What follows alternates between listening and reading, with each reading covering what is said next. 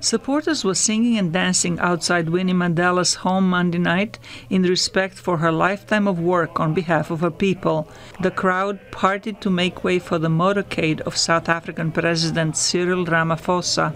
The death of Winnie Madikizela-Mandela is a great loss in that she has been one of the strongest women in our struggle, who suffered immensely under the apartheid regime, who was imprisoned, who was banished, who was treated very badly, separated not only from her husband but from her children as well and her people. Winnie Mandela was married to Nelson Mandela for 38 years, but he was in jail during most of that time. When he was imprisoned for life in 1964, Winnie continued to fight against apartheid and was jailed, exiled, and hounded by the government for her activities. During that time, she gained recognition in the West for her human rights work. Her marriage to Nelson Mandela fell apart soon after his release from prison. She turned out to be less conciliatory than her husband toward the country's white minority. Allegations of torture, kidnapping, corruption, and theft led to a lawsuit against Winnie Mandela and the conviction on multiple counts in 2003. Her jail sentence was later suspended after a judge ruled that her crimes were not committed for personal gain. She returned to politics in 2007, and although a polarizing figure, she was seen as an asset to the ruling ANC party. Mama Winnie Mandela was identified by the masses of our people as the mother of the nation.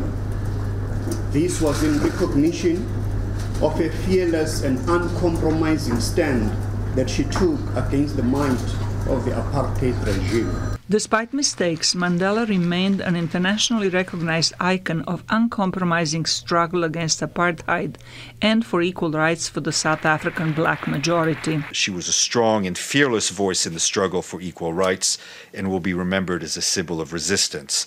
The Secretary-General wishes to extend his deepest condolences to the people of South Africa as well as to her family. Winnie Mandela will be honored by a state funeral on April 14th, preceded by an official memorial service on April 11th. Zlatica, Hoke, VOA News, Washington.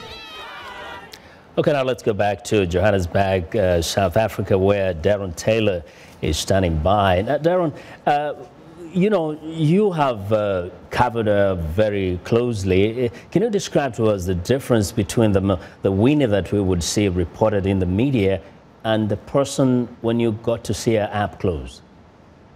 Well, I think in large respects, and partly due to the apartheid government demonizing her for various statements that she made, really inflammatory statements, you know, a lot of the public were dubious and a lot of the public were very, I wouldn't say scared, but you know, they didn't take to her because she wasn't like a lot of the other women. She wasn't soft. She didn't advocate reconciliation. She was very strong. And at that time in South Africa's history, and you know, and still now, they're suspicious of such strong women. And also, she was involved in activities such as the formation of the Mandela United Football Club in Soweto during the 1980s. This was a group of young men who were ostensibly anti-apartheid activists, but in reality were a group of thugs. So Winnie had this ability, if I could call it that as well, to surround herself with all the wrong people and really get into trouble.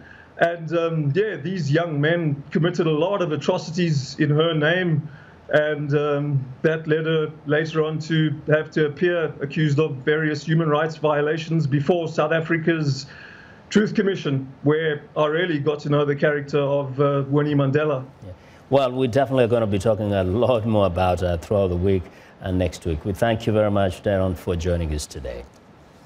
Thank you. That is Darren Taylor reporting via Skype from Johannesburg in South Africa.